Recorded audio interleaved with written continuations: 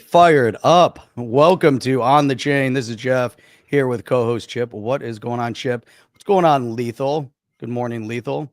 Good to see you guys. Good morning, Rob Licker. Good morning, Slovakia. Getting ready to go skiing, so I'm glad you're tuning in to us. We got all sorts of things going on today. We are going to talk about the big breaking news, Ripple's rebrand. It's actually their website rebrand. It's actually kind of cool. It's the first time that it all makes sense. And a big rejection in the U.S. of the CBDC.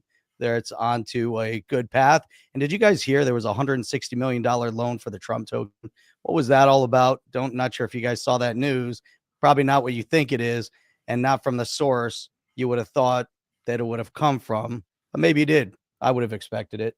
And so from that, we got a lot of other cool things to talk about. We might even talk about JD Vance getting up in front of Europe and putting them all on notice. Every single last one of them. You knew who you are, because you know what? The deep state isn't just in the US. It's also over in Europe, and you're either with us or you're against us. We're going to talk about that. We're going to workshop it. We're going to dig in deep. So get ready. Buckle your seatbelts. We're diving headfirst into the shallow end for maximum impact. Let's go. Welcome to On the Chain. Drop in where you're coming in. Hello, everybody. Welcome to On the Chain. It is a Saturday glorious morning here in sunny Florida, and we are excited to get started. It is a brilliant day. Everybody's happy around the world because Trump in 3 weeks has accelerated 3 years he took what would take 3 years into 3 weeks. Why is that turning up? Why is that dark now? I changed it. Oh, I don't like this cool action. Look at this action. Boom. Oh, I don't like it. Look at this action. I don't like the action. I know I don't like the dark, but I like the action. I don't like the no, I just like the regular comments. It's Look at that dark background. No good, man. We got to change it back. Change it back. Go back to the original. No bueno. Go back to the original. Let's go back to the original. So also too, before we get started here, I wanted to say that Jeff and I will be attending, and everyone always says, Jeff, wouldn't it be great if there was a meetup? Wouldn't it be great if we had a meetup in Florida? Wouldn't it be great? Well, guess what, guys? We're going to be at the Quantum Summit 2. That's going to be in Cape Canaveral. It's on the 9th and 10th, happening in Cape Canaveral. Jeff and I will both be there at the event. A lot of speakers. It's put on by Mel Carmine. Mel was on the other night.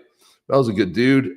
Love to, we talk often, text each other often.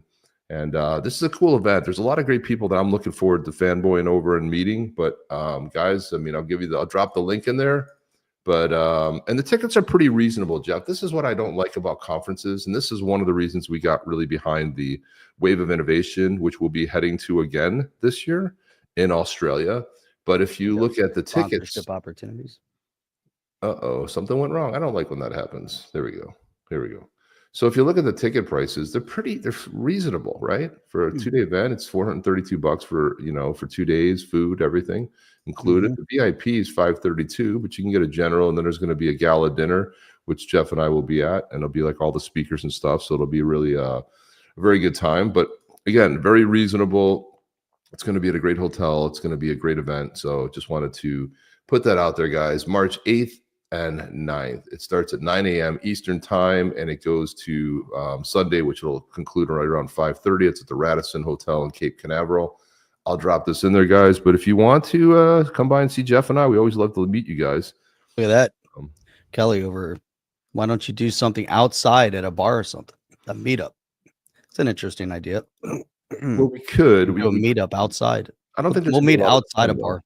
Because there's the dinner Saturday night, and then we're blasting off on Sunday. So I don't know that there's really. You just have to do it earlier. Time. But I'm actually. There we go. Look at that. Should join you at Cape Canaveral. Come on, Jim. Do you cash in some of that? Too expensive, man. Go to Vegas and pay $1,500. Good luck. I'm going to a conference. That's why no one's going there. I'm going to a conference in March professionally for work. It's $3,100 a ticket. That's what these conferences cost. So the fact that it's $400, it's not bad. Buying gold. That's why. Investing in gold. Well, that might be more important. Caroline, we're looking forward to seeing you as well. Oh, Can't that's gonna be wait. great, Caroline. Yeah, and then gonna we're be hoping to have awesome. some lemon trees on that stage. Maybe just one. Just Maybe one just or two. maybe just one lemon tree, Maybe or all maybe lemon. not. If it doesn't fit the motif, we're not gonna. We'll be okay with it. We'll But just bring it up right. when we come in. Yeah, We'll it'll be. walk up with our own lemon trees. We'll bring. It's like come up on stage with holding our own lemon trees up there. Yeah, bring Up them and up down. and then walk off stage with Maybe them. like we'll walk off stage. Be like, guys, forgot the lemon trees. Okay, walk off with the lemon trees. They'll just give us a lemon tree stick. And how ridiculous would that be? That would be a joke. That'd be pathetic. See, that one is not enough. That's right. That's well said. I can't say it any better than that. Caroline just said it right there. She's absolutely right about that.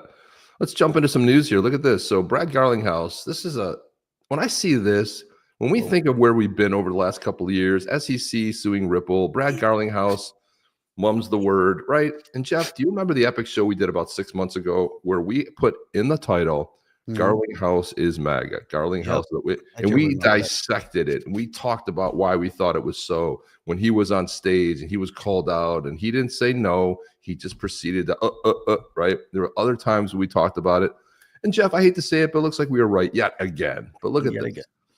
Garlinghouse said, I walked away from an action-packed day in D.C. yesterday with the feeling that there is finally an incredible opportunity to advance meaningful bipartisan legislation that establishes clear, constructive, and pro-innovation regulatory framework for crypto. Thank you to these great leaders. So we met with Senator Tim Scott, Republican, Richie Torres, Democrat, Huizenga, he's a Republican. Is Timmons... what is Timmons? I don't know Timmons. Do you know him? I don't know if he's he's GOP oversight. So yeah, he's a Republican as well. Zach Nunn from Iowa, Congressman Zach Nunn. Brian Steele, Republican. Bo Hines, Senator Schumer, Democrat. Not a Republican. No, definitely not. Catherine Clark, the Democrat whip of the House. Time for her to remove that she/her off of there because that's not permissible anymore. Not a public forum. That's public right. Government official. I mean, and she's got the gray, which indicates she's a public official. She's got to remove that because that is got to be removed from all of government, according to the executive order. Mm-hmm. Well, this is she's the whip of the U.S. House. This is the one that was formerly held by Tom Emmer, right? So Tom Emmer had that when they were in the minority. Now that they're the minority, she's the Democrat whip of the House, and also Rep. French Hill, who used to chair the financial services. He's the Financial Services Committee chairman. So there you go. I think he's the outgoing though. But look at these. I mean, this is exciting when you see these kind of pictures. There he is talking with Tim Scott, right? Having a conversation. Like, this is amazing to see. What a turn of events. And there's Richie Torres, there's Huizenga.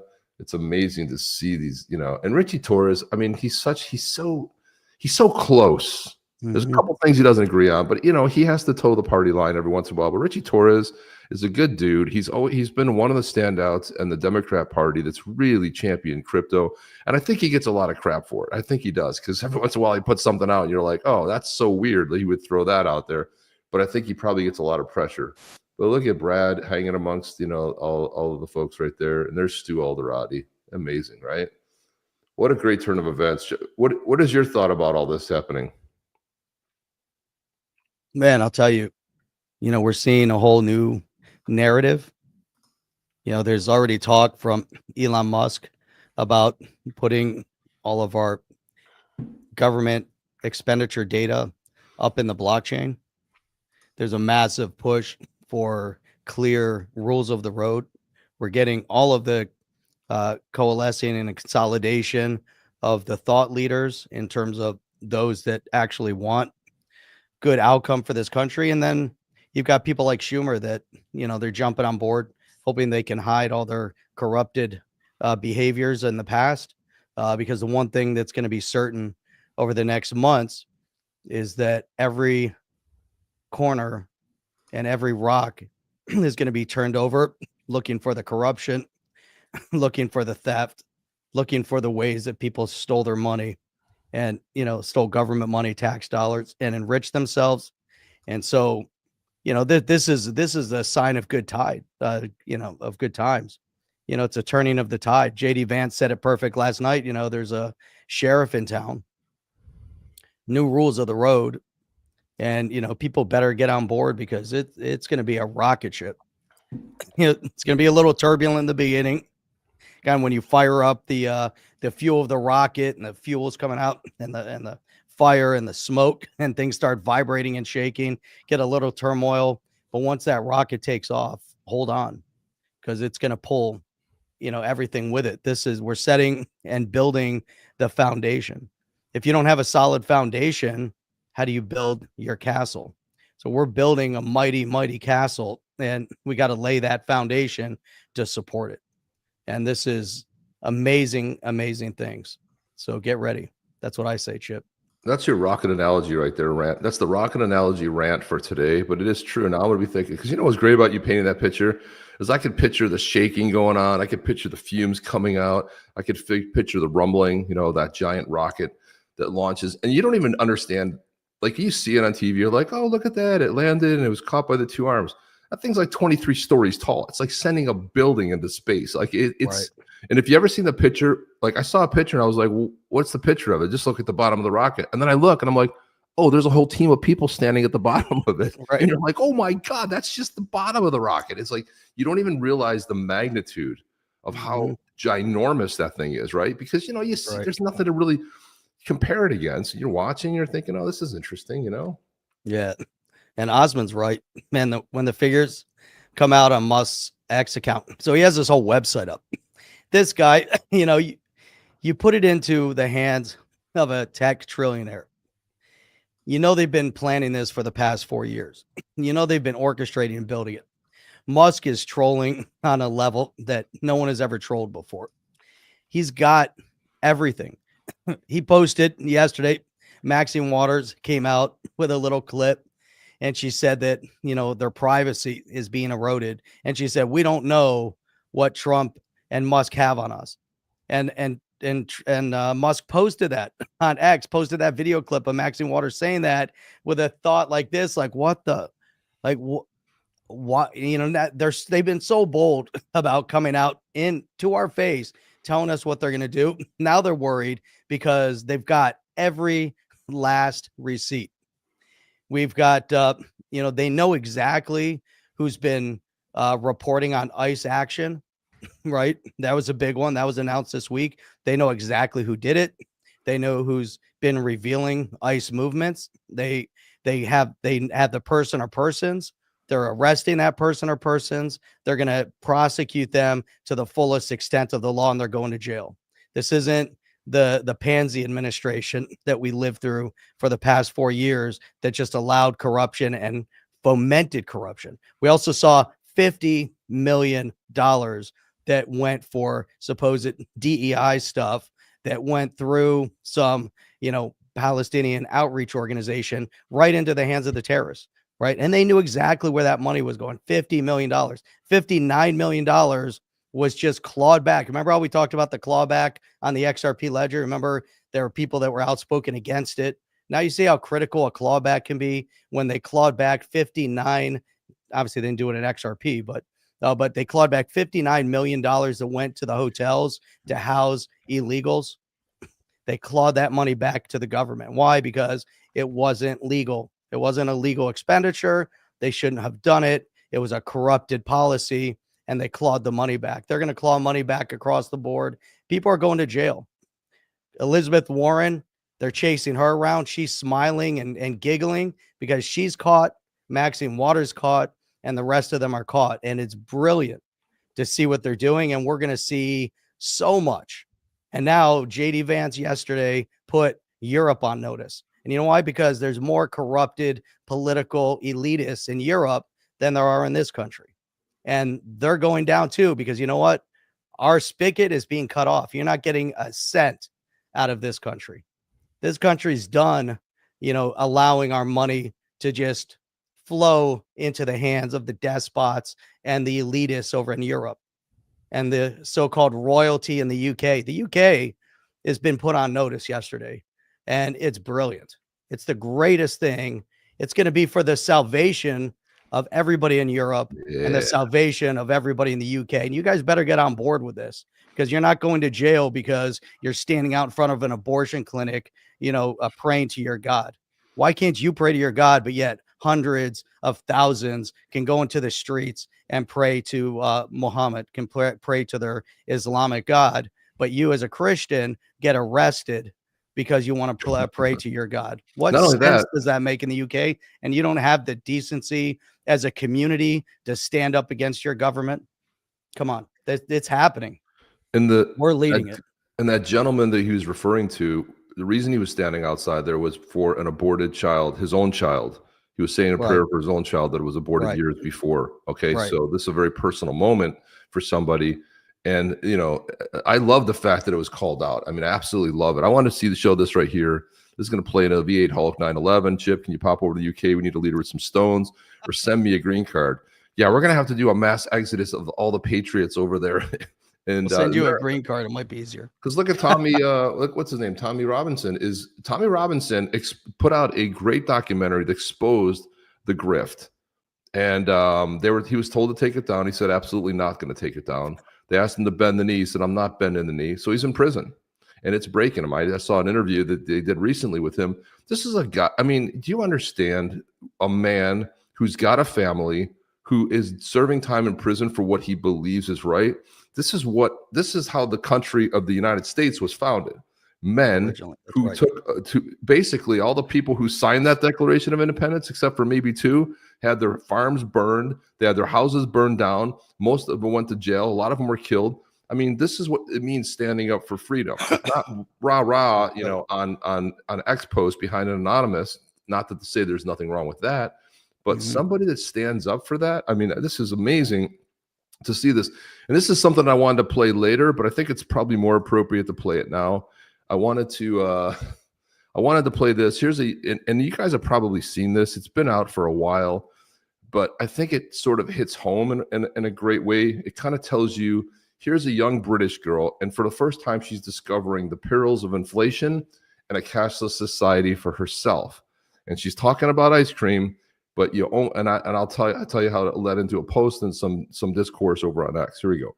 Girls, what's just happened? So, there's an ice cream van there selling just 2 ice creams with 2 chewing gums in it. Yeah. For bloody £9 for 2 of them. £9 for 2? Yeah, £9. That is going to get nowhere. One that comes on my street is either £1 a p or £2. That is going to get nowhere with that. No, he ain't, is it? No, he ain't. That's well bad, isn't Yeah, it? you should know. And he only does bloody card. Stood there with my cash. Bloody hell. That's well bad, isn't it? Bloody well bad. Yeah. Yeah, bet he can hear me. Oh my God, I love that. And on top of it, he wouldn't take cash. That was Yeah, the I best love part. That was the best part. No, I don't take cash. After she probably is like, all right, I'll go for it, you know. Yeah, that's where the condoms went. That's exactly right. They use them for balloon bombs. So the previous administration knew that, guys. 100% knew where that stuff was going. What do you think all the money? What do you think the attack on Israel came from? Right when there's a big airlift, another big, with Obama, it was pallets of money. Now there's a giant amount of money transferred over, and all of a sudden now they've got the money to do it. Right? It's incredible that this is where we're at. I mean, it's unbelievable. Hey Chip, why do people not realize that we're on at 8 a.m. on Saturday mornings? I don't know. They don't realize it. We've been doing it for 5 years now. I don't know why no one's realized it yet, but it happens. But Visual Vendetta, we're on 8 a.m. Eastern Standard Time every Saturday morning. Every Saturday, and put that in the calendar. Yeah, just glad you found us on today. You're not going to get the. So I just said, if only the adults in Britain showed this level of anger, they might be able to save their nation. Right? Here's a little girl who's just like, I mean, and she's pissed, right? I mean, she's like, he's not getting anywhere with maybe £2, £1 or £2, maybe £9, no way. Okay, she's like, there's just no way. And then she's like, I hope he can hear me. And the cashless society, which she's even more pissed. Right. She's like, she said, okay, all right, I'll go for it. Here you go. Here's a 10-pounder. And he's like, sorry, I don't take cash. Yeah. Could you imagine the days of chase when you would run after the ice cream truck? You'd hear the jingles in the neighborhood. We still hear them. I'll hear them driving around, and you'd grab your money from your parents. It would be like a couple bucks, right? It was like $1 for an ice cream, maybe. maybe 50 cents. I don't know Even what in it our was, old but you neighborhood, run. used to go around, would go Yeah. around the thing and people, and it'd stop and all the kids would run to the ice cream truck. It was just fantastic, It was just a really good thing. But I wanted to, so this and this, I put this out. It's like, hey, if the adults show this much anger, right, over what's happening, people being jailed for memes, for praying silently. And then you got this guy who, well, I love him to death. He loves to just comment. He loves to discourse. And he's over in Wales. He says, you're so full of anger, it spoils your judgments. Equanimity gives you calmer assessment and better values. I'm like, where was the anger in that? So I was like, England, the entire UK are on the brink of collapse. It's not anger, it's reality. And the good people of the UK stood up. They can save the nation. Instead, they accept the man being jailed for praying outside of an abortion clinic, or others being arrested for posting memes. A country that tolerates this will not stand against tyranny. By the way, I'm having the time of my life. There's so much winning happening every day. I can barely keep up. So he comes back with every time you come across an opinion that does not chime with MAGA tropes, which contradict and change as often as the weather, you become very impatient. Rather than examining the arguments, you start telling your opponents, as they listen to the wrong media outlets, are communists or liberal lefties. I've told him, I was like, dude, you got to wean yourself off the BBC News. He goes, I don't listen to BBC News. I'm like, well, whatever your news sources are, they're very leftist, right. They're very centralized, they're very control-oriented, right? He goes, to me, this looks like anger speaking. It's not equanimity or calmness. Chip, this is the problem. This is the problem with the leftists that are so brainwashed that they listen to their media sources. They're afraid to shut off their media sources. They're afraid to do their own research. They're afraid to read. They're afraid to watch videos. They're afraid to dig in. They're afraid to think for themselves. And yet the way they point fingers and aspersions, right? So the finger pointing at you is basically his own emotional state. So that emotional state that he has, he knows that he's only listening to leftist propaganda news. He knows that it's communist news. He knows down deep at the core of his soul that he's listening to propaganda, but yet he's so afraid to acknowledge it, right? And you'll see people that get red pilled go through that. At least he's in dialogue with you, right? And he's doing it in a pleasant way. At some point, he's going to have a wake-up call. It's going to affect him personally on a personal level.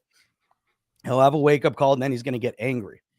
And when he gets angry, now he's in disbelief. I'm the one that's angry, Jeff. No, I know, but he's in disbelief stage right now. Then he's going to get angry at the disbelief. Then he's going to not believe that he was angry at disbelief, and he's going to go through this emotion, and then he's going to be red-pilled. And the whole UK has to go through it. If they don't go through it, done. Done.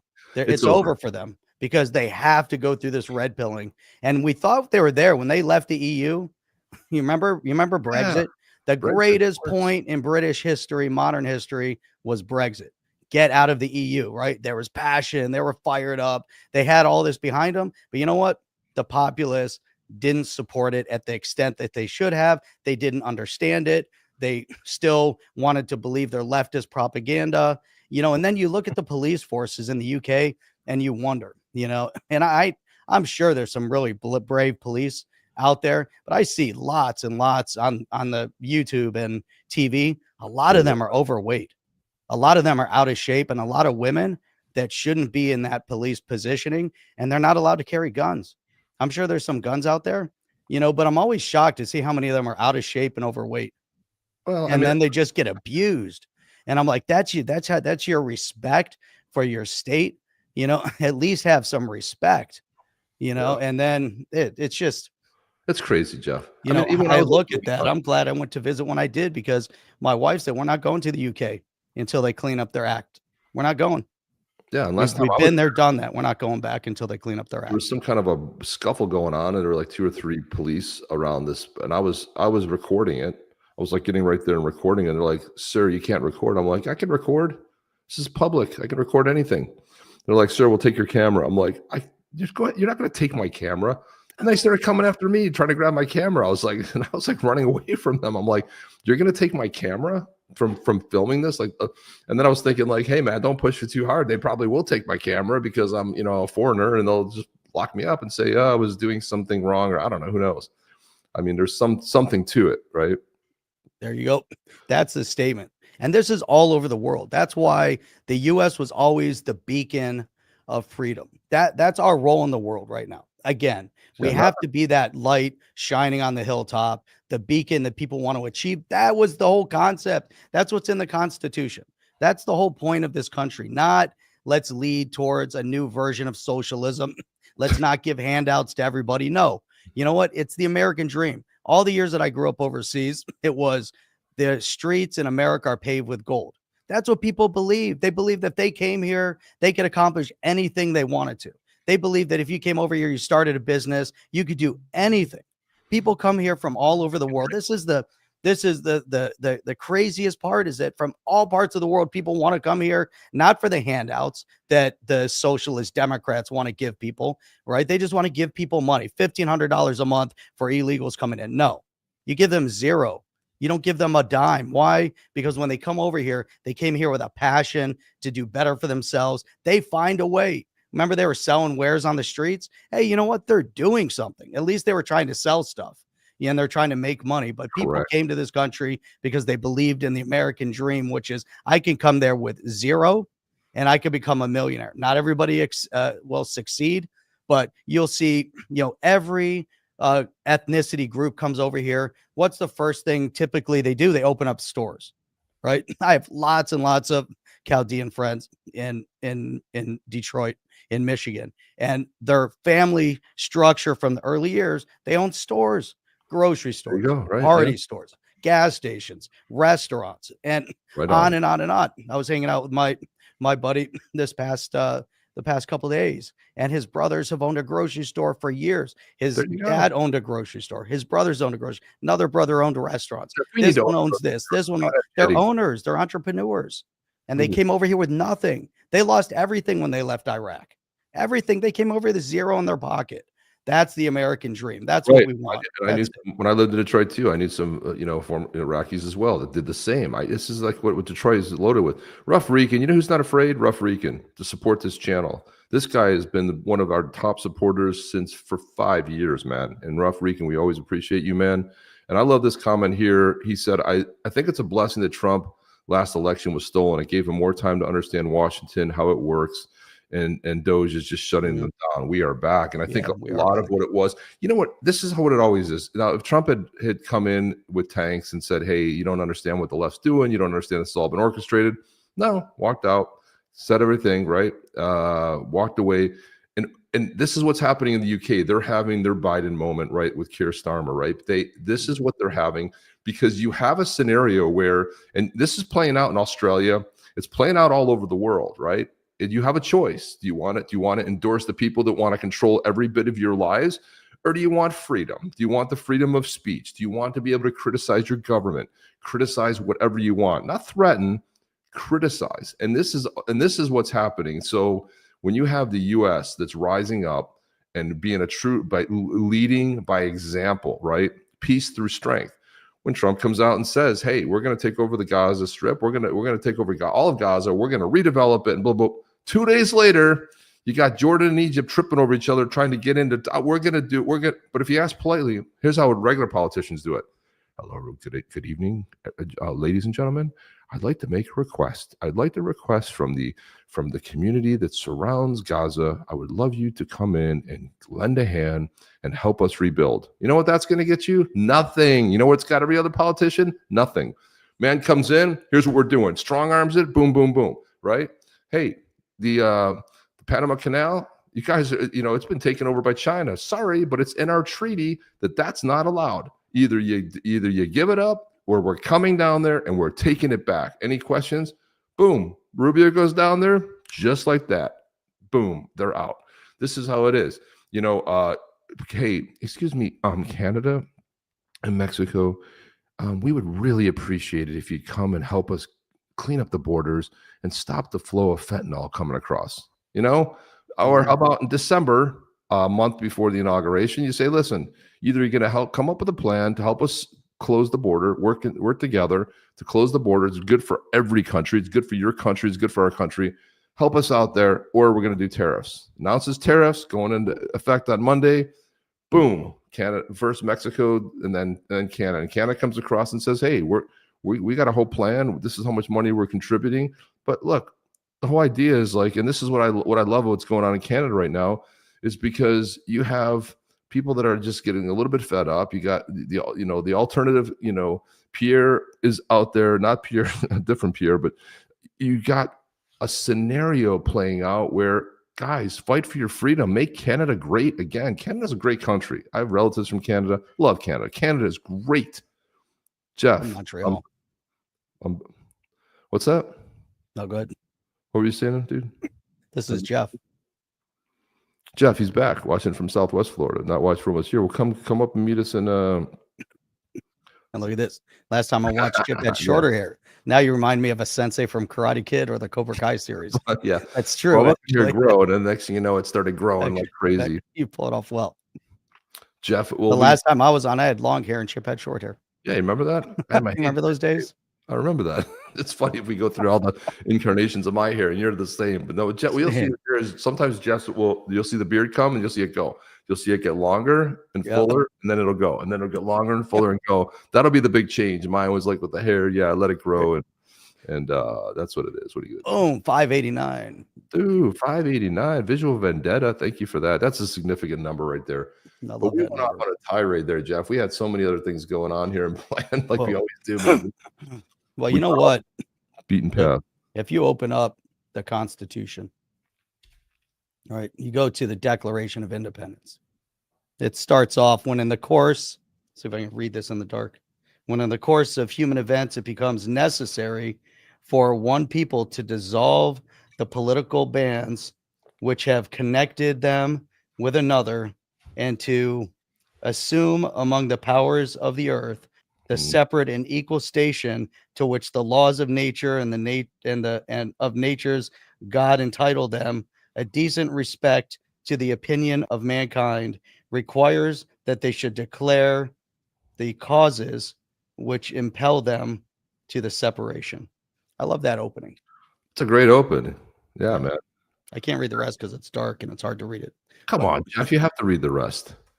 You have to read it. But that is quite the yeah. And if you look at the preamble, the opening phrase of the preamble, it starts off with "We the people," and the reason it starts off with "We the people" is because it was crafted by the people, not the government. It's the only constitution in the history of the world, people.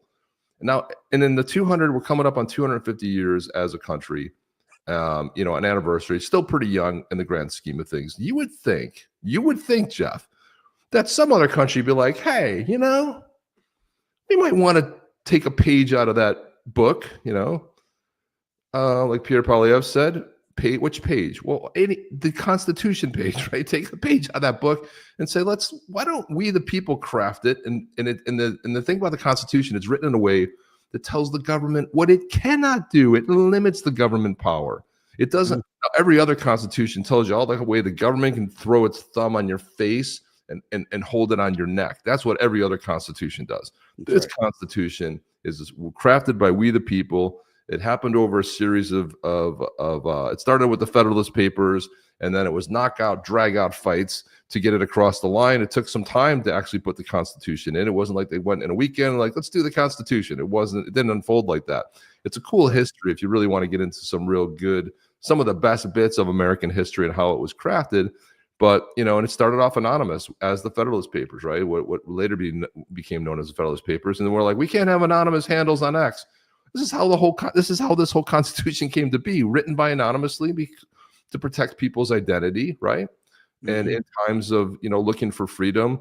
But the whole thing, the way it unfurled, and even though we've broken away from Great Britain, the UK, still near and dear. It's always been a great ally to the U.S. You saw what happened in World War II. You saw, those events unfold. I mean, not personally, but history tells us you had one man that stood up. All of Europe was being crushed, and you had a man who was a drunk, who smoked, who was a philanderer, who was by every event, meat eater. And meanwhile, you had a guy who was a vegetarian. He was supposedly peaceful. He supposedly didn't drink. He was crushing all of Europe. And you had one man that stood up, Churchill. Churchill stood up The U.S. came over. The rest is history, right? Mhm. Crypto G gets its merit. He's late. We'll let it. We'll Late. let it 30 minutes late. Hey, Chip. You say that? Hey, slide. Chip. Is Alex Cobb your son? Alex Cobb's not with someone. I'm old enough, way old enough to be his father, probably 2 times over. Because someone said, "Oh, you have long hair like Cobb." I'm like, bro, I had long hair before Cobb was born. Okay, I had hair down to here before Cobb was even a thought in his parents' mind. I was like, so anyway, it's the other way around. It's like, yeah, Cobb. I'm like, give me a break, guys. 589, the trigger delta on how fast the stock market index can move, plus or minus before program trades trigger. Circuit breaker halts on trades. Look at that. Bam. There you go. I'm back. Sorry, I'm trying to undo something. You're trying to pop it Look at on. that. So. Jeff, I'm back and already realized what I've been missing. The intellectual aspect is so strong. That's right. Man, it's been like a year. You've been gone a year. That's crazy. Whole year he's been away from us. He's been away for a year, and we've gotten very political. Isn't that funny? But we're giving away a badass. And by the way, we're giving this bad boy away. This is a Pathfinder from the Badass Yetis Blue Tribe. We haven't given away a Blue Tribe for a while because we had a whole bunch of them tied up. We're getting them back so we can give them away. And so we're excited about that. So here you go. We've got the Badass Yeti Pathfinder. Look how nice and cuddly this guy is. They kind of, suck you in. You think they're going to be friendly. And then bam, when you least expect it, they might, tear you apart limb from limb. But, that being said, you guys know the word, type in Yeti, get your Zaman wallet ready. Get ready to win this bad boy. Because this bad boy is kick. That's not the one, Jeff. You know the one. That's not the one. This is not the one. Okay, gotcha. Just checking. The one is tagged. It ends with a 6. So all right. This is not the one. So yeah, type in sure. showing right there, and this is the opportunity to win a Badass Yeti NFT. The new me, Jim D. Jim D. Then come hang out with us. Come hang out with us in Cape Canaveral, man. We'll maybe we'll meet up at some bar or something like that if we have to. If we can find something, we'll do that. Maybe Friday night we can do that, Jeff. Yep. We can find a bar in Cape Canaveral and do something on Friday night. But the whole bars over there. The whole idea is that area too well. The summit though, man. Come to the summit, drop a couple $100. It'll be worth it. Not because we're there, because it's going to be a great time, great stuff, great food, great energy. And so by the way, YETI, the Jeti. And by the way, if you guys haven't seen this yet, this is happening soon. It's coming up. It's not that far off. This is the wave of innovation. Gold Coast. Play it, my man. I got to click over here.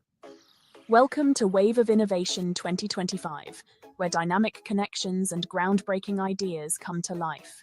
We believe in the power of community, collaboration, and knowledge sharing. Our meetups are more than just events. They're where ideas take shape, connections are forged, and innovation comes to life.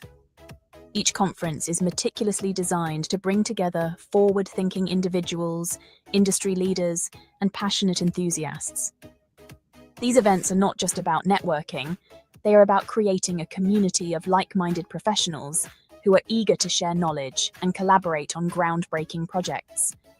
Our focus is on delivering valuable insights on the latest legal updates, crypto tax issues, and regulatory changes that impact the blockchain and crypto space. We aim to provide attendees with the tools and information they need to navigate the complex landscape of digital currencies. We're proud to partner with organizations that share our vision of fostering innovation and community. These partnerships are the backbone of our events, providing invaluable resources and expertise. Together, we create an environment where attendees gain not only knowledge, but also the opportunity to connect with leading voices in the industry. Our partners bring a wealth of experience and insights, helping to shape the content and direction of our programs. Through collaborative efforts, we ensure that our events are not just informative, but also transformative. Attendees can engage in meaningful discussions, participate in hands-on workshops, and network with professionals who are at the forefront of their fields. This synergy between our organization and our partners is what makes our events truly unique and impactful. Truly and impactful. Yeah, good stuff. Mhm. Good stuff. Oops. I just went full screen. Why did I go full screen? I don't know. Man, I hit the wrong button. This was something dig it. that there was an interview with Casey Craddock. She is the general. I think she's the general. She's the managing director over at Ripple. And this is her right here, Casey Craddock, right there, managing director based out of London. And there's a great article. We want to provide, this is Casey Craddock, Ripple Europe. We want to provide an end-to-end infrastructure for financial institutions. Initially focused on cross-border payments, the American company Ripple has gradually extended its range of services to include custody and tokenization. This strategy should enable it to become a must-have for businesses, as its European boss, Casey Craddock, explains in an interview. And it's a good one. We're not going to go through the entire piece of it, but it's a very good interview. And, It is. And the tokenization piece of it is huge, right? And that's located in the publication Big Whale. I thought the name was Biatch. Biatch. No, it's Big Whale, Jeff. Block. What does it say? Oh, on top. Raphael Bloke. That's what I looked up. I'm like, does that say Biatch? She's bloke. Nice check, my man. I've had a laugh at this one here. Powell commits to no CBDC. Well, it's real convenient to commit there's no CBDC when it's already been locked out through an executive order, and it will never be CBDC. I love how you can say it. It's like, oh, there's no CBDC. Oh, I'm Chairman Powell. I'm committing to there will be no. Of course, you're committing. It can exist, and during the Trump administration, this is so ridiculous, Jeff. This kind of stuff is everything that's wrong with the Federal Reserve. I mean, it's just absolutely a joke, right? Right. Powell commits to no CBDC. Global momentum stalls. What a great headline that is. There's global momentum. Fed chair. If you want to look at the one thing that's going to hopefully go away under the Trump administration, two things: the IRS, the Federal Reserve. The Federal Reserve is a shakedown, loan sharking operation, debt-ridden, never been audited since 1913. It's going to get audited. You can see the pressure starting to mount. There's a bill going through Congress right now to audit the Fed. And what do you think we're going to find? Geez, if we're finding all this weird stuff with DOGE and every single government agency is tainted, what do you think is going to happen when they look at the Fed and look at the balance sheet? The real one, not the one they've been showing us and pretending that everything's fine when we know Bernanke, we have got Bernanke, an ex-Fed chair who's talking about sending $1 trillion overseas. Well, $1 trillion from what? For whose money? This is what happens when the founder's vision is not met, because Congress can go off and do stupid things, which they did with the Federal Reserve. And in the Constitution, it allows Congress to create coin or a monetary system, and they gave it to a third party that has no governance, zero oversight, doesn't do anything for we the people, and that's coming to an end. And when Trump talks about this golden age, the only way we can have a golden age is to get rid of the Federal Reserve, to get rid of the IRS. And you see, by saving all this money that's no longer we're spending, the government doesn't have to spend it. You cut 80% of the people in the government. Well, guess what? The amount of tariffs you need to cover the nut is very low, right? Then you're going to get into state taxes. Okay, well, Florida doesn't have a state tax. Texas doesn't have a state taxes, but places like Georgia, New York, Illinois, they got massive state taxes, right? So this is what's coming, Jeff. It's going to be brilliant. And I look at this one right here. Shoot, I hate when it happens. Look at the survey found that interest in issuing a CBDC steadily declined. Some 18% of respondents said they are more inclined to issue one than in previous years, down from 38%. This is a nothing article. Republican opposition has been vocal in its opposition to a CBDC. Right. A year ago, 5 Republican senators introduced legislation to prevent Biden from issuing a CBDC. Right. I mean, well, do they get into the fact that Trump already did it? Or did this? No, they don't mention it. What a goofy article, Jeff. But it had to be done, And Brian saying it looks like Ripple is positioning itself to take over for the Fed. I think we'd be better off if we got rid of the Fed. I think we're getting ready to see an audit of the Fed. We're going to see a dismantling of all the different agencies first. Okay. Right? They got to go agency by agency. And as a matter of fact, as you shut down agencies like the USAID or Department of Education, et cetera, you also cut the tentacles of the Fed, because the Fed is ingrained out in all these areas. Now you get rid of that. And then when they go after the Fed to audit the Fed, because Trump has already made statements that they're going to audit the Fed. Elon Musk wants to audit the Fed. Ron Paul wants to edit the Fed. There's a whole group of them. I'm sure they're pulling the people together now, positioning themselves. Once they audit the Fed, they got to audit the IRS too. Boom! Boom! They're shutting down these agencies and departments, and it's going to be amazing. And I think Elon Musk, he made a statement the other day to say how much money the U.S. government actually has. We have so much money coming in that's why there's all these slush funds. That's why there's all these outpouring of money, because they have too much money. They're taking too much of our taxes. They're printing too much money. They have way too much. So shut down the IRS, let people keep all their money, 100% of their earnings, and then we're going to see some rocket ship. Everybody will have money to build a rocket ship. That's what we want. Productivity. We want pouring into our economy.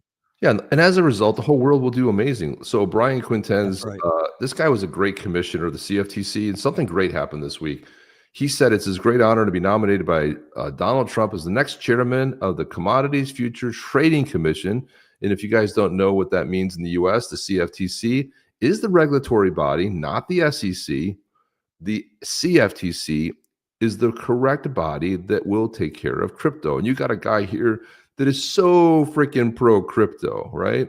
And the SEC is a useless organization. And once the new legislation comes out, they become even more useless. They'll have nothing to do, except if you have an ETF or something that actually is a security. But if they also change the definition of what that looks like, they'll have nothing to do. And we don't even have to worry about Gensler 2.0 with this task force. And come on in. We have a new way to register. This is that reminds me of the communism that you talked about earlier. Everyone goes I know that communism didn't work when they tried it, but if you do it our way, it's going to succeed. It's our version of communism is going to work for all the people, right? And it fails and fails and fails. And it's never, ever worked. And so now you got the task force over at the SEC headed up by so-called crypto mom.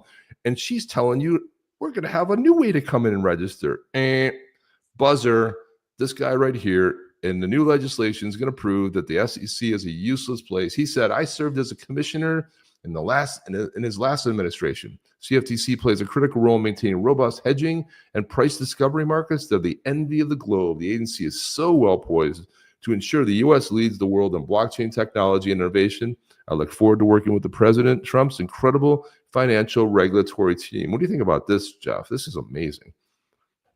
I like it. I like Brian all of is. You know who else chimed in on that? He's Mr. smart. Brad House. Yep. He said the CFTC plays a vital role in making sure the U.S. has the most robust capital markets in the world. Congratulations, Brian Quintenz, on your nomination for CFTC. It's just the winning is so much in 3 weeks, Jeff. I cannot keep up on the winning that happens daily. People send me stuff, and I'm like, I didn't know that. Here's more winning. I didn't see that. It's like there's winning 3 weeks in. There's so much freaking winning going on. I think we're 4 weeks in now. What was that last one you posted? Coming up on 4 weeks. Not yet. Not quite yet. We're getting there. We're coming up on 4 weeks. Coming up on 4 weeks. Crushing it. Just absolutely crushing it. Every single day is something new. It's really amazing. The speed at which even what's his name? James Carville. Yeah.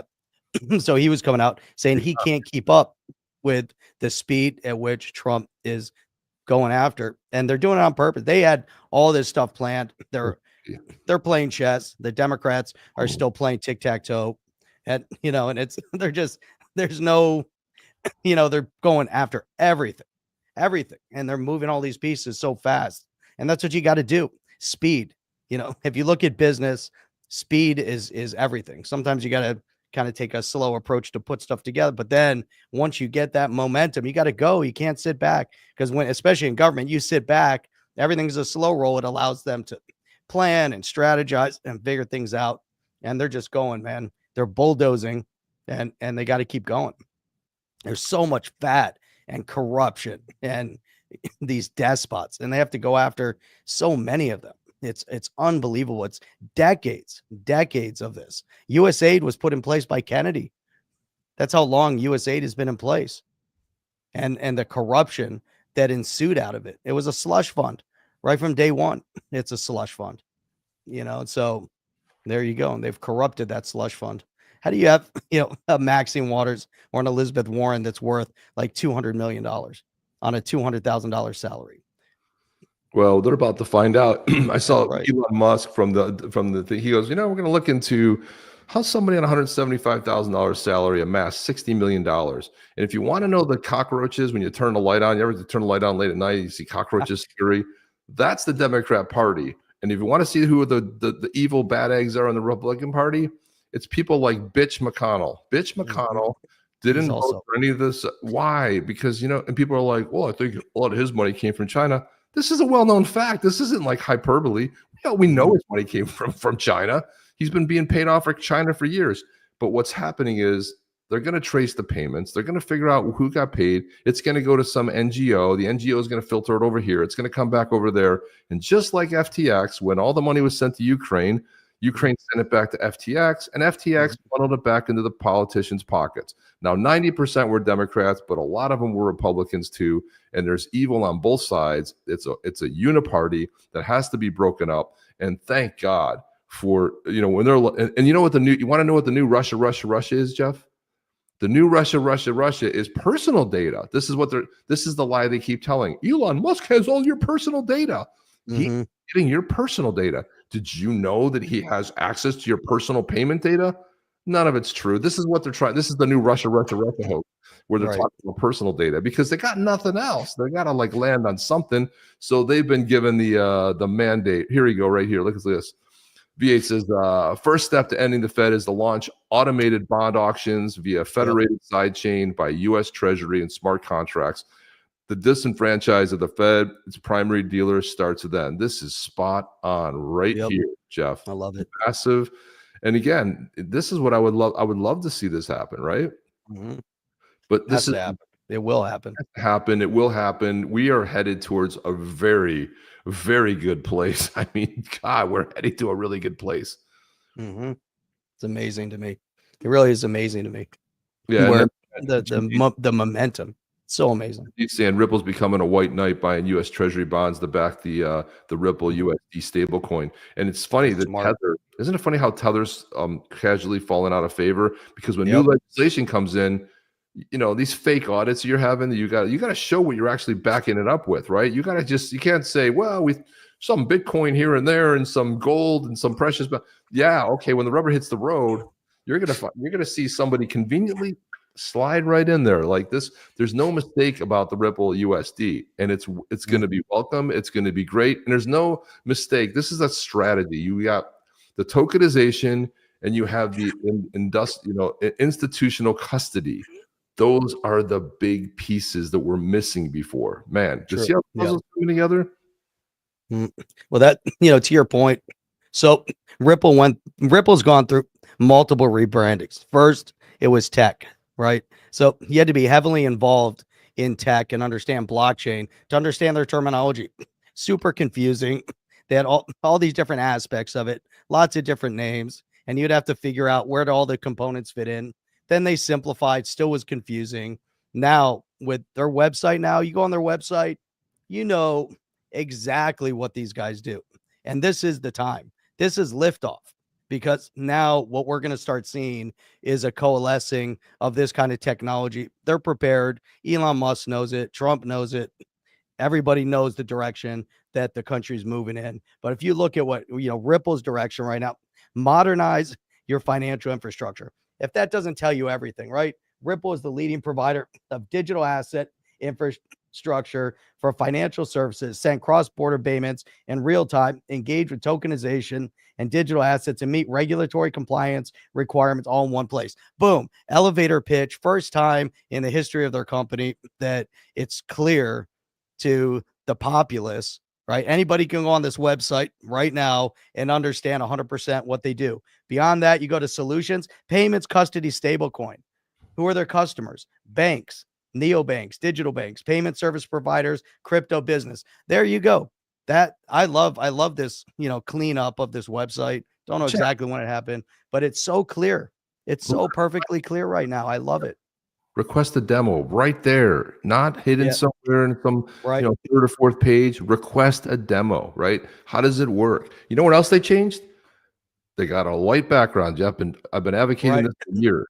Bright white background. Get rid of the dark colors. I hated that. I just was white not background. a good look. White background, nice and crisp and clean. We're not coders working the midnight to 7 shift. That we got the darks, the dark mode on. It's and you see, look at the folks they're dealing with. Look what it's right in your face. This is this is BBVA, big banks in there. I mean, it's fantastic that we're seeing that they are, look, they're transforming, and this is it. They're going to be, they're the player. They got a seat at the table.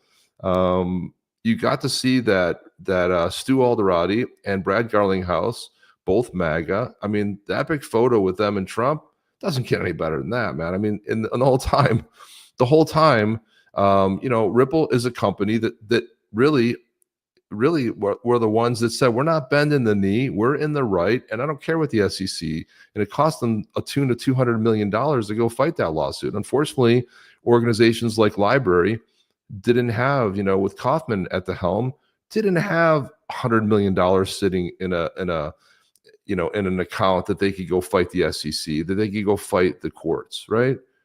You see the clear photos of the people behind it who are running the organization. Don't like the dark screen, but okay, that was a mistake. They still kept that one. That was a mistake. But look at their leadership. Chris Larson's not in leadership. He's on the board of directors. Yeah, he's the board of directors. Yeah. Stu, chief legal officer, and Brad Garlinghouse.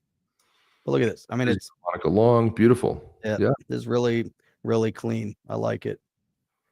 Yeah, you also the direction, and these guys are leading the crypto revolution. Scroll up again. Scroll again. Let me show you that. I want to go all the way to the bottom. I want to see the last picture. Bottom left corner. There you go. There's there he is. He sits on the board too. Yep. Yeah, board members, really great stuff. Rosie Rios still there. Sandy O'Connor. Yeah, it's great stuff. Michael Warren. Yeah. Yep. It's good stuff, man. And Garlinghouse also sits on there, which is fantastic. There's a lot going on. I want to play, Jeff. I want to get into a little bit of I want to show JD Vance's. Now, what's very different about this Trump administration over the last one? 1.0 Trump was good. 2.0 Trump is beyond imagination. It's exceeding expectations that any of us had. And why? Because he brought the A-team. And what did he do? He went out and got Tulsi Gabbard, right? They put her on a no-fly list. They tried to mess with her. Well, guess what? She's in charge of all the agencies now. Good luck. Well, good luck there. They tried to railroad, RFK Jr. That's right. Been a life. I mean, there's probably no family that better describes the word Democrat than the Kennedy family, the Kennedy clan, the Kennedy dynasty. You had John F. Kennedy, you had Bobby Kennedy, right? Both executed and taken out. Both Democrats, but stood for something. You look at the last great Democrat was John F. Kennedy. Today he'd be considered a right-wing nut job, strong on the economy, strong on defense, tax cuts, right? Issuing heavy tax cuts at a time when taxes were outrageously high. I mean, the good thing was the dollar was worth something back then. It was still backed by gold. But JFK today would be like, if he was around today, he'd be like, you're a right winger, you're a nut job, you're this and that. But back in the day, and he was the one that tried to battle the deep state. He came out with that speech 4 weeks before he got taken out. And we said he was going to shake him down. It was a secret society speech. Go listen to it. It's an amazing speech talking about, we call it the deep state. He was calling it the secret society. So he knew about it. He tried to take him on single-handedly, and well, he was eliminated. By an outside force? No, an internal force. And Trump is vowed to basically release everything about RFK Jr., Bobby Kennedy, John F. Kennedy, Martin Luther King. We're going to find out this is all inside jobs. We're going to find out exactly what's going on with the internal agencies. Now release, the Warren Commission was an absolute joke. It was an absolute, it was pathetic in a lot of ways. And I want to show you something that you want to see how you want to see checkers versus chess. This is what people miss. This is checker. This is 4D chess that Trump's playing versus the Democrats who are so lost. They can't even figure out how to catch up. This is from the page of screw.com on Facebook. Came across a lawyer, Tom Renz, who actually read Trump's DOGE executive order and expecting some illegal power grab. Found it to be airtight. Turns out that Trump and Musk did not create anything. Obama did. Obama created the United States Digital Service, which was called the USDS in 2014. It was meant to be a bureaucratic patch job to fix the Obamacare website meltdown. Fast forward to 2025. Trump rebrands it as DOGE, the United States DOGE Service. Get that? USDS, United States DOGE Service. He changed the name, but kept the acronym. Same acronym, keeps the funding, but gives a whole new mission: find the receipts. So legally untouchable because it was already fully funded and operational. Trump invokes 5 USC 3161, which allows him to create temporary hiring authorities. DOGE then gets teams embedded inside every single federal agency. Each team consists of a lawyer, an HR rep, a Zoomer nerd, and an investigator. They report to DOGE. Zoomer nerd. Not the agency, Zoomer, dude, I like that. Not the agency that they're embedded in, but wait, there's more. Trump invokes 44 USC Chapter 35, which governs federal IT and cybersecurity oversight. And since the USDS was originally an IT oversight body, DOGE now has full access to all federal data systems. Yes, that's right, all of them. His executive orders written to block illegal challenges includes languages that overrides conflicting executive orders.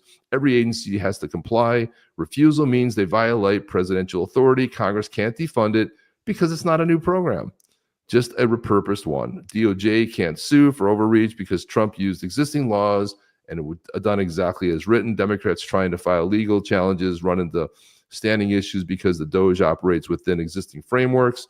Obama literally built the perfect administrative deep state IT backdoor. Trump and Musk just hacked the system, took the admin controls. Musk now has legal oversight over every agency's internal systems. The administrative state can't stop it without rewriting multiple federal laws, and they legally just outplayed the system. And there's nothing you can do about it because Obama created DOGE. Thank you to the person that sent that to me. I had that was actually a better account of what I had read, which is fantastic, Jeff. But this is what I'm talking about. Trump had 4 years to put it together. Do you think when he was trying to figure out how to govern when he was the president-elect back in 2016, looking to take over in 2017? No. He's had a team of attorneys. He's had a team of IT people. And you got Elon Musk going in there with his, I mean, they're making fun of these kids. They're 20, 21, 18 years old. They're geniuses. The one guy got the Thaler Award because he put together, he figured out how to read an ancient document that was destroyed. He rebuilt it with AI using 3D. And then they were able to, he was able to decipher what it meant. A kid, he was 17. Thiel came to him and gave him the Thiel Award, gave him a couple $100,000 to go start a company. And now this is one of the kids on top of all the other ones, and they've got nothing. All they can do is attack them. The best and brightest kids, young men and young women are going in there and they're using their skills. They're using AI, and with AI, there's no running, man. You can put right. The thing about AI is you can structured data is easy to basically search and do that. Unstructured data is very difficult. The way the government was set up was very difficult to go find the receipts. With AI and with this young talent, man, when they track the payments, when Trump comes out and says, I wonder if there's any kickbacks, and he says it several times, that means he already knows there's kickbacks. And that's why you see the rats scurrying. And that's why they will not be able to walk down the street. They're getting assaulted. The one shot of Elizabeth Warren, that crotchety old lady running for her life, when they're saying, how did you amass all this money? How did you get this? How did you get that? The cockroaches are on notice, Jeff. The cockroaches are definitely on notice. Thank God. It's about time. Put the cockroaches on notice. Let them know what's coming for them. Let them be terrified. It's been way too long. You think about what they've done to this country, what they've allowed to be done to this country. It's such a travesty on all sorts of different levels. So now we're putting this country back in order. sometimes there's going to be a little bit of potential pain points as we bring back everything, back on track. And but you know what? It's going to be for the best. It's going to be amazing. Amazing. Yeah, Caroline's saying, I'm wondering why do they have Beyond amazing. task force for the release of JFK files and everything else? We just want them released unfiltered and unredacted. Yeah, I agree with that. I think it's more of having a point person, but we don't need it. We don't need that. That's not a necessary type of a thing. Here's JD Vance sticking it to Europe. This is what I like. This guy right here started running for president on the inauguration day. This is not, we've never seen a vice president like this, so well spoken. I was explaining to one of my European friends yesterday that if you'd ever heard of Hillbilly Effigy, which was the best-selling book that JD Vance wrote before anybody knew who he was, but he chronicles his life growing up in Appalachia with a drug-addicted mother, horrible family, horrible upbringing, poor, hungry, and the movie is actually a pretty good depiction. So, and Glenn Close puts on an amazing performance playing his grandmother. And I thought Amy Adams did a great job playing his mother as well. But you can go watch Hillbilly Effigy. It's on Netflix. It's a Netflix film by Ron Howard. I don't know, Jeff, have you seen it yet? No, I've not.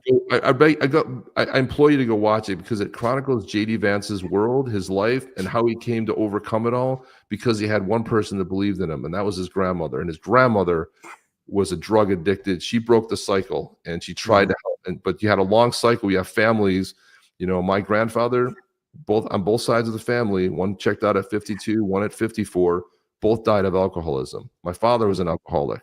My mother said to him when I was 2 years old, my brother was 2 years old. I was 5, said, if you don't quit drinking, I'm taking the kids and I'm leaving. My father quit drinking that day, never took a drop in his life because he valued his family more. And he broke the cycle of his father was an alcoholic, his grandfather was an alcoholic, and so on and so forth. So it's a great depiction.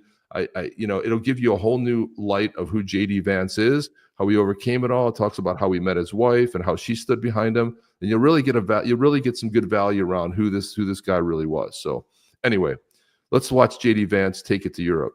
And unfortunately, when I look at Europe today, it's sometimes not so clear what happened to some of the Cold War's winners. I look to Brussels, where EU commissars warn citizens that they intend to shut down social media during times of civil unrest the moment they spot what they've judged to be, quote, hateful content. Or to this very country, where police have carried out raids against citizens suspected of posting anti-feminist comments online as part of, quote, combating misogyny on the internet, a day of action. I look to Sweden, where 2 weeks ago the government convicted a Christian activist for participating in Koran burnings that resulted in his friend's murder. And as the judge in his case chillingly noted, Sweden's laws to supposedly protect free expression do not, in fact, grant, and I'm quoting, a free pass to do or say anything without risking offending the group that holds that belief. Oh, God. And perhaps most concerningly, I look to our very dear friends, the United Kingdom, where the backslide away from conscience rights has placed the basic liberties of religious Britons in particular in the crosshairs. A little over 2 years ago, the British government charged Adam Smith Connor, a 51-year-old physiotherapist and an Army veteran, with the heinous crime of standing 50 meters from an abortion clinic and silently praying for 3 minutes. Not obstructing anyone, not interacting with anyone, just silently praying on his own. And after British law enforcement spotted him and demanded to know what he was praying for, Adam replied simply, it was on behalf of the unborn son he and his former girlfriend had aborted years before. Now, the officers were not moved. Adam was found guilty of breaking the government's new buffer zones law, which criminalizes silent prayer and other actions that could influence a person's decision within 200 meters of an abortion facility. He was sentenced to pay thousands of pounds in legal costs to the prosecution. Now, I wish I could say that this was a fluke, a one-off crazy example of a badly written law being enacted against a single person. But no, This last October, just a few months ago, the Scottish government began distributing letters to citizens whose houses lay within so-called safe access zones, warning them that even private prayer within their own homes may amount to breaking the law. Naturally, the government urged readers to report any fellow citizens suspected guilty of thought crime. In Britain and across Europe, free speech, I fear, is in retreat.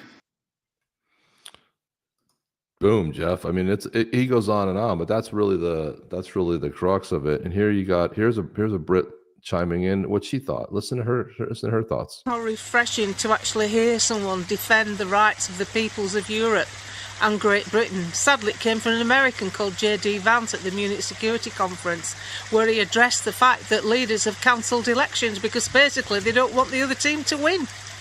It was happening in our country with the council elections.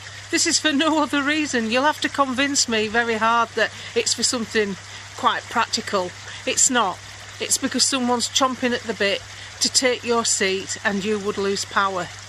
It's taken an individual from America to actually address all the issues that are wrong, that mainly stem from unfettered immigration. Immigration that's not being managed properly. Immigration that's absolutely ruined the way Europeans live their life. I'm sorry, when you go to the shops and people are putting barriers up to get to a Christmas market, and we have barriers within our town centres that are permanently there in Manchester and Liverpool and different places. That is our life being eroded, and nobody's bothered. These European leaders are not bothered. Our own leader is not bothered. They say the words, but there's no real feeling behind them. And what really concerns me, it's took an American to come to Munich only days after a recent terror attack yet again, which is an attack on the way we live our lives, to actually bring all these issues to the forefront.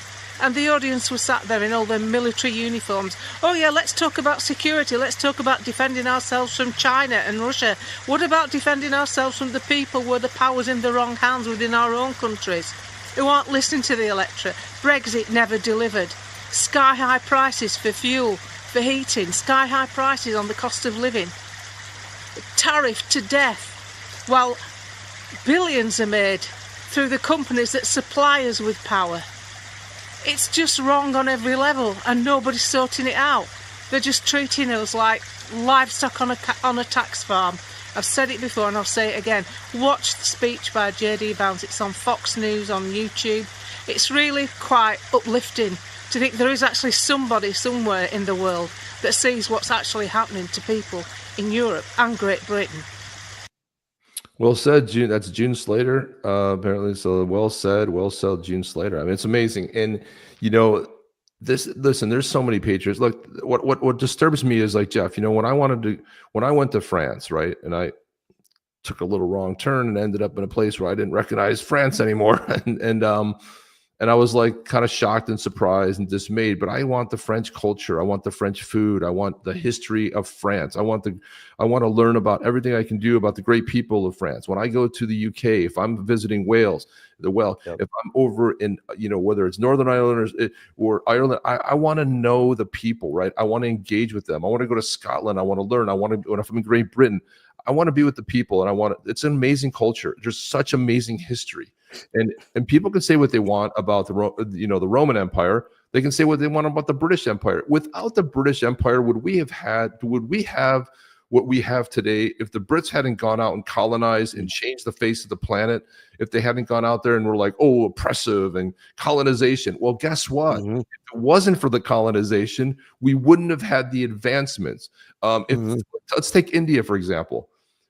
Everybody in India, for the most part, speaks English. Okay, thank you to the for the British Empire. Thank you for English being the language that is spoken most universally, right? So you can say, oh, there are bad bits and bad parts, but man, thank God for the British Empire. Thank God for Great Britain. And although we had a disagreement, it pains me in my heart to see what's happening there. Here we go on a rant. It does. I mean, and the only way to do that is for the people to stand up. You guys are having your Biden moment. And it's time for you guys to maybe take that next course of action and stand up. Keir Starmer knows he's on on rocky ground. And it's so funny. He's like, I talked to Zaleski and I talked to that. Nobody cares. You're irrelevant. Nobody cares what you think, what you do, and the persecution, what your false promises when you came in, and what you were going to do. And guess what? You're on borrowed time right now. And who you were in a previous life is even more embarrassing. We've gotten into that whole thing. But yeah, it's so funny how they protect their own, Jeff. They protect their own. Yep. They're all cockroaches. You're all unnoticed. You're getting exposed, and you won't be able to walk down the street. There will not be a safe haven for you. You will not go anywhere. You'll be able to walk down the street again. Because they're corrupted criminals. And it's different than when the leftists, when they were in power, they said, single out Republicans wherever they are, make their lives uncomfortable, get in their faces, whether they're at a restaurant. They called for violence, right? I don't care what the leftist media propagandist machine wants you to believe. I don't want, whatever the Democrats want you to believe. In 2020, they called, or in 2016, they called, for, violence against Republicans. 2020, when they took over, they called for violence against Republicans. Get in their face. Don't give them a quarter. Don't, wherever they are, wherever they go, be there. That was Maxine Waters. That was the whole lot of them said that. Elizabeth Warren, Joe Biden said, I wish I could bring them around, the shed or whatever and beat them up. And they were so violent, the vitriol, right? And yet the leftist media gave it a wash. Like, they weren't the ones calling for violence. Antifa, BLM, they were the ones that were burning down streets and city blocks all over this country. That was the narrative. Then the fictitious leftist propaganda with January 6th, even though there was, obviously something happened over there, and we're gonna get the receipts, and we're gonna find out exactly what was behind it, and we're gonna see, which agencies were involved in it, because they've got the receipts on all of it. We're gonna hear about the stolen election in 2020 because they've got the receipts on it, and they're not gonna let it up. And we're gonna see all the corruption that's gone on in every agency at every level, to the point where it's gonna be transparent and clear. We're 3 weeks, 4 weeks into it.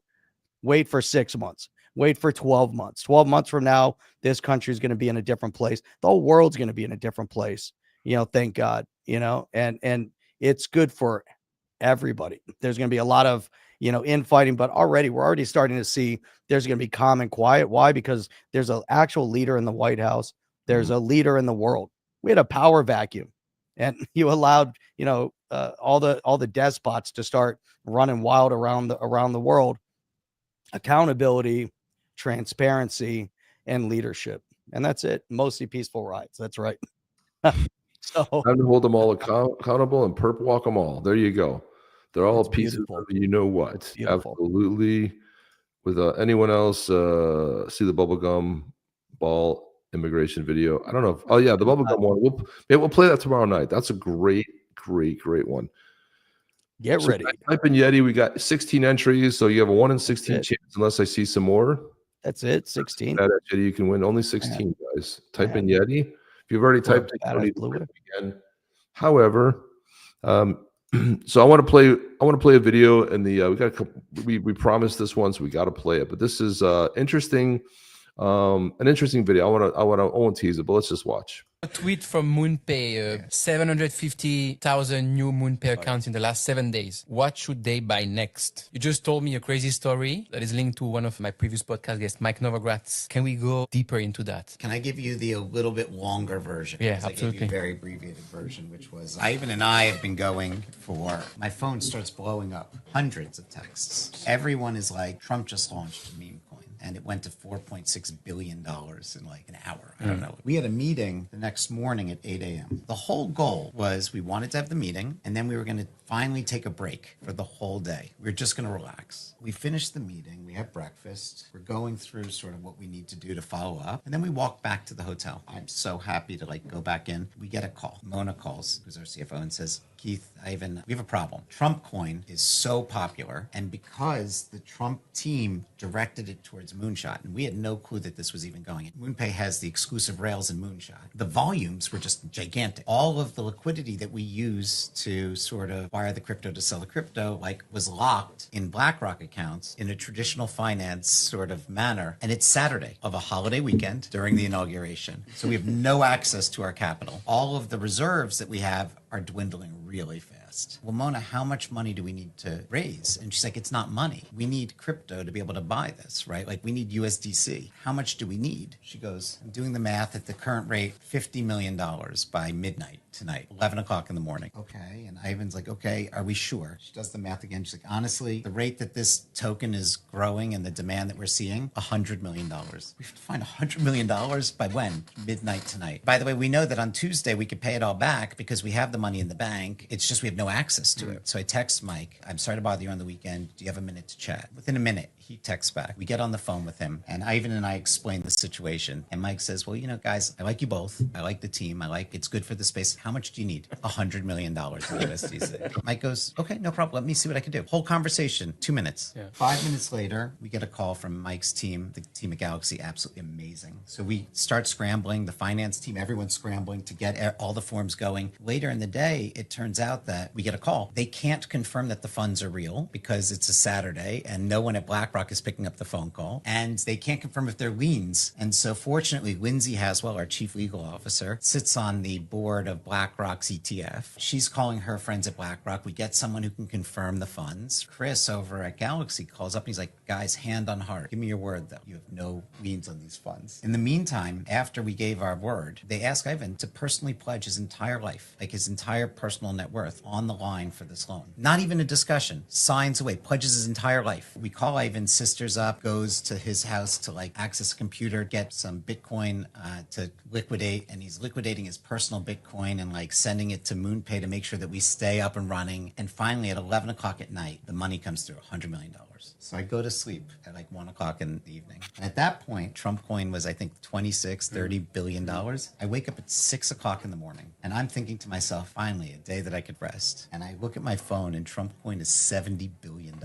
And I look at my computer. There's a Slack message from our head of product, JD. Ivan, Keith, what you did yesterday was amazing. But if we don't raise another $60 million today, we're going to run out of money by tomorrow morning. At the rate that we're going, this thing is just picking up. Just if you concretely run out of money, what does it mean? When people try to like buy crypto with MoonPay, it just says, sorry, it doesn't work. Like, we had 750,000 registrations, right? So I'm giving you the perspective of Ivan and I raising capital, but like at the same time, the operations team is working like nonstop. The Melania's sort of launch happened at the same time. It essentially was the equivalent of a DDoS attack on MoonPay's like servers, right? Because it was just everything coming full force. Ivan comes running over to my room in his bathrobe. And so Ivan goes, you know who I could text? You know who I think could come through is Brad Garlinghouse. So Ivan texts Brad at 7 in the morning. Brad responds immediately. He says, no problem, guys. Meet me at the Waldorf Astoria at 10:45 in the morning. And Ivan goes into explaining to him, you know, yesterday Novogratz gave us $100 million.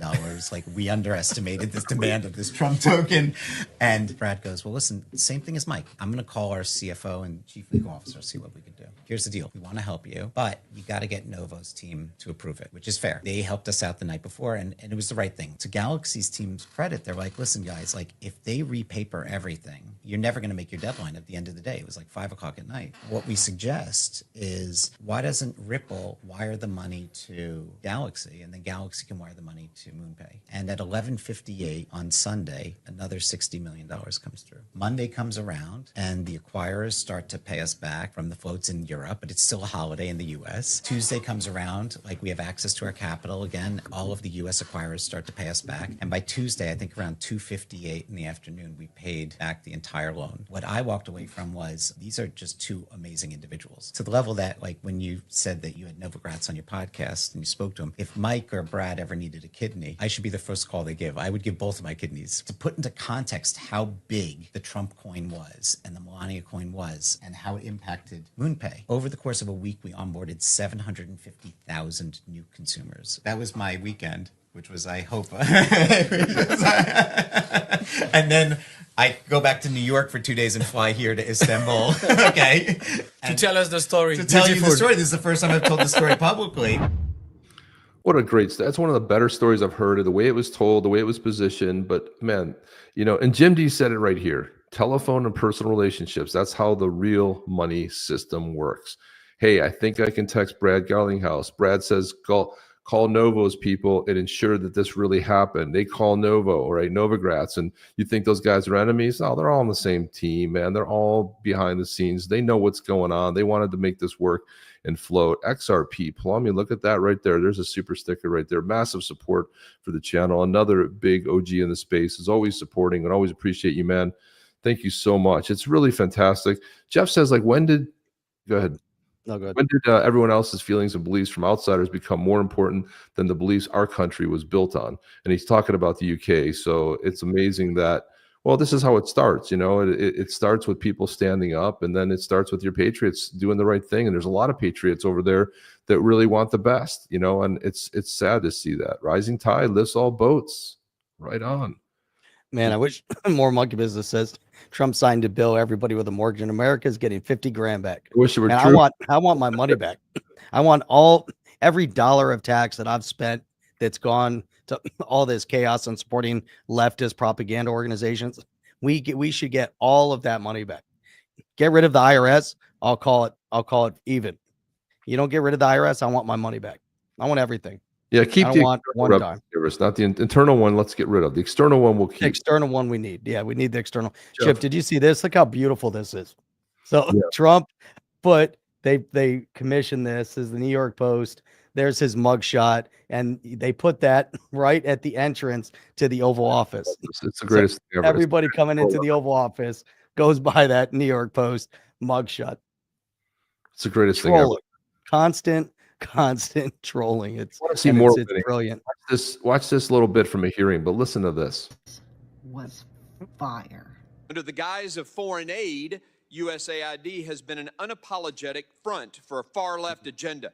It has become self-evident there weren't a handful of foolish policies, but rather a coordinated strategy of radical, idiotic, and often anti-American priorities. Idiotic, you say? Millions to teach Moroccans how to make pottery? The Moroccans were making pottery before we were a country. This entire debate today and the crocodile tears from Democrats just goes to show what's wrong with this town. Not a single Democrat I've heard has expressed dismay at the many examples of crazy, wasteful spending. I don't understand the objection to a deep dive in how we spend our money, but perhaps it's the fact that over the last several weeks, a massive surge has occurred in the search for a criminal defense attorney. That probably says it all. 5 times in this city, any other city in the nation. I'd like to remind the committee that President Kennedy unilaterally created USAID through an executive order in 1961. Yet the President Trump, orders a momentary pause after winning a mandate for reform, and Democrats cry, constitutional crisis. As long as you're spending other people's money, no one bats an eye. But the second you want to save taxpayer dollars, the swamp cries wolf, or in this case, unprecedented constitutional crisis. This breathless, fake outrage from the left is utterly insane. And you know what the American people, they can see right through it. The generosity of Americans and the blessing of giving aid to others has always been one of our most valuable tools for diplomacy. The American people have a proud history of championing aid to our fellow man, but lawless bureaucrats have poisoned that goodwill. Many USAID programs are wasteful and actively sabotage our diplomatic relationships by forcing woke ideology on our partners. Just look at PEPFAR, a beacon of hope in the fight against HIV/AIDS, yet the Biden administration even weaponized this crucial program, jeopardizing lives and undermining our relationship with African nations. Under Administrator Powers, our message to Africa was explicit, as it was heinous. Abort your babies and violate your religious convictions, or we won't grant you life-saving aid. Let me be crystal clear to those who've been complicit in this betrayal. Firing those involved is just a start. We have a long way to go. And one last point. I want to correct the record on a couple of things. First, Elon Musk and the team that is working does not have access to personal data. They don't have access to your social security number. That is a lie. Elon Musk does have a security clearance. He has a top secret security clearance. By God, he makes the rockets for NASA. He's had but security the suggestion that he somehow can't be trusted to dig into how we're spending our money is nothing but a smokescreen to hide the corruption and the wasteful spending that has occurred there. Boom. And I am personally offended at the left's continued references to 19-year-olds and 21-year-olds in there doing work. There are 19-year-olds who have won the Medal of Honor defending this country. Just because you're 19 doesn't mean you're some child who can't be trusted. It is offensive. And if you're 19 years old out there, 20 years old, and you're serving this country, by God, your service matters. Keep serving. We thank you for that. Dude, I was like, he brought the boom, man. It was like everything was a boom. Truth bombs all over, like Chad says. Just absolutely phenomenal. Like, there's so much winning going on right now. It's so fantastic. And you could see how world leaders are even scurrying, right? You can see that,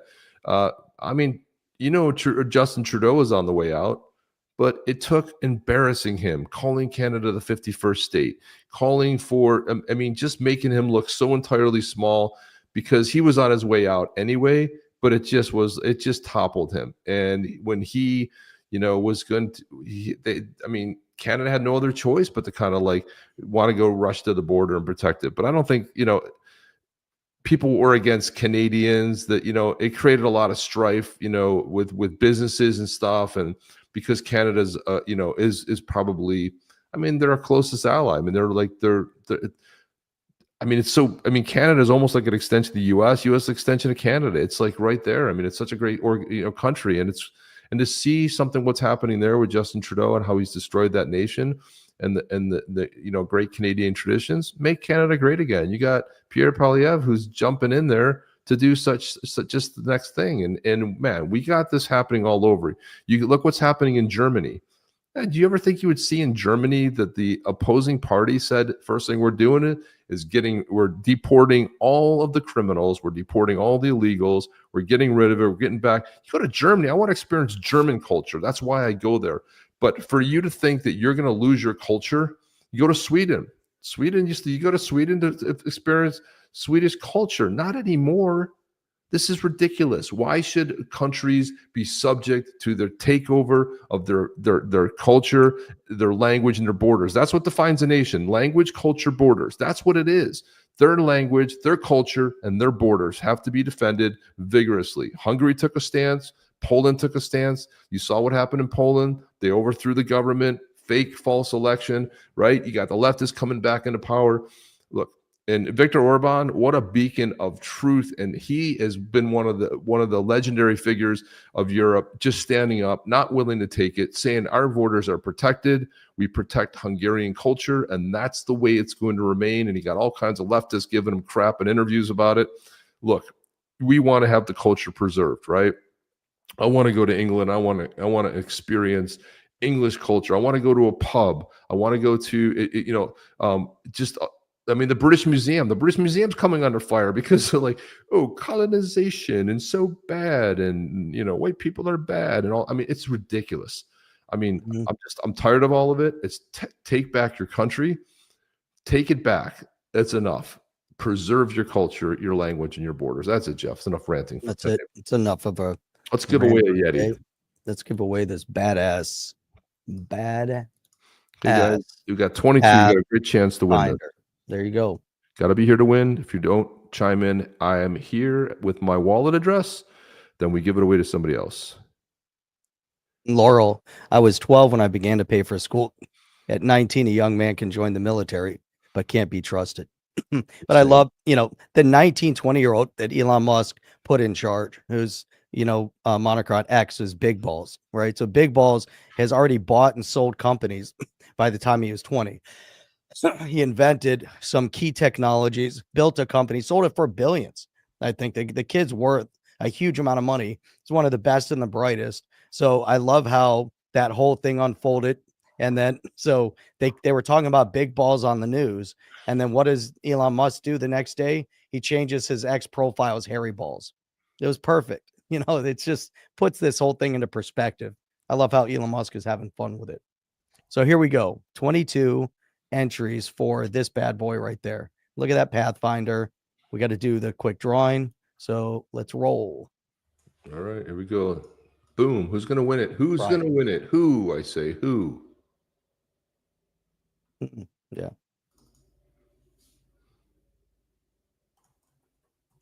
Donnie. Donnie is the winner. Donnie, are you here? Is Donnie here? He's the winner. Donnie. Are you here, Donnie? Bad ass. That's right, Colin. It's badass. Where's Donnie? Is Donnie here? Donnie. Donnie posted Yeti not that long ago. Donnie, you still here? That was at 9:37. Donnie's here. Look at that. All right, Donnie. You know what we need is your Zaman wallet address. Boom. Give us your Zaman wallet. We're going to transfer this bad boy over to you. It is kick ass Pathfinder. Look at that. One of the badass blue Yetis. We haven't given away a blue Yeti in a while because we didn't have our blues to give away. So now we got them to give away. We're excited. Donnie posted it. Let me go onto YouTube over here. Let me grab this and we're going to go through and we're going to transfer this bad boy over to you. Badass Pathfinder. I'm loving this Pathfinder. He's really cool. Beautiful. Love it, man. Love it. Congratulations, Donnie. Congratulations. Get out with us to the end. We went a little long, but man, we had a lot. We were on fire today, Jeff. It's our normal Saturday rants, and we love, freedom, fighting for freedom and free speech and opposing tyranny. All that. Overnight income. We don't believe in all tyranny. About timing. So here we you go. may not. Oops. I was like, what the hell are you playing there? I was like, what the hell is that? Where's the chat? I don't know. Oh, there we go. Okay. I got Donnie's address here. Gonna move him over here. Let me grab this bad boy here. Let me unshare for a second while I transfer this bad boy over to you. Let me put wallet address. Invalid XRP address. You know what you need to do? You need to go on to XRP.cafe real quick, and you need to do the trust line real fast. Just go on to XRP.cafe and connect your Zaman wallet so we can transfer this bad boy to you through the portal. And while you're doing that, I'm going to play this. We talked about this a little bit earlier, but I did find the video. This is Elizabeth Warren being with the shakedown. Bothered by the fact that Elon Musk is attempting to expose all of this fraudulent spending. What is that about? What is the problem here? What is the problem? Look at the terror in her face. Do not touch me. Do not touch me. Look at the terror in her face. Answer your question. How did you get a $12 million net worth on a $200,000 salary in Congress? How did you do that? Excuse me. How did you do that? You can keep trying to block my camera. We're on a public sidewalk, so get off of me. So you don't want to answer that question. What is it about DOGE that's such a problem to you? You just elbowed me, Senator. I got that on camera. Excuse us. Thank you. Transparency is your... I love that. John Kennedy, probably more than 12 million from where is he from? Louisiana. But anyway, John Kennedy put out a message about love on Valentine's Day yesterday. This is it, folks. I believe that love is the answer, but you ought to own a handgun just in case. That's the greatest thing. Folks, I believe that love is the answer, but you ought to own a handgun just in case. That's the greatest thing I've ever seen. That's absolutely 100% fantastic, Jeff. I mean, God, it's just brilliant. Holy cow. I always look forward to shows. Thank you. Thank you, Kim. Thank you. Donnie, if you can just give us a heads up. Go to XRP.cafe and just do the trust line with the wallet so we can transfer this bad boy over real quick. Yeah, go ahead and do that. We get top marks. I'm so happy with every time. This is what I live for the top marks. If we get top marks, it's always a good thing.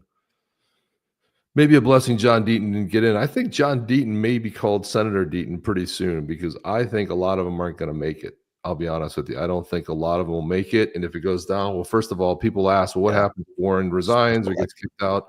The governor will appoint somebody. But again, it'll go to an election. But they temporarily put somebody in, like what happened to Rubio in Florida. The governor appoints the senator, but they're still up for a re-election. And the person they put in there will probably be as bad as the person that left. But I have a feeling that that we might be saying Senator Deaton sooner rather than later. I think it's still a very strong possibility. Appreciate you, Blue Lotus. Thank you. Mike, thank you, man. Woohoo. That would be cool. That would be awesome. Thank you for being a big supporter of the show, but also our Badass Yetis coffee. And something else we don't talk a lot about is we haven't in a while. Let's see. I'm going to go to. Let me drop this in there. I'm going to do it from here. Ooh. Wow, Jeff. I'll find which one I'm sending. Got, oh, here it is. Here. I might be able to do it from my Zaman wallet directly.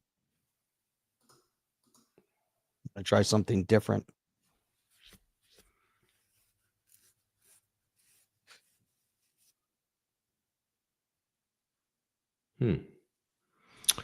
Well,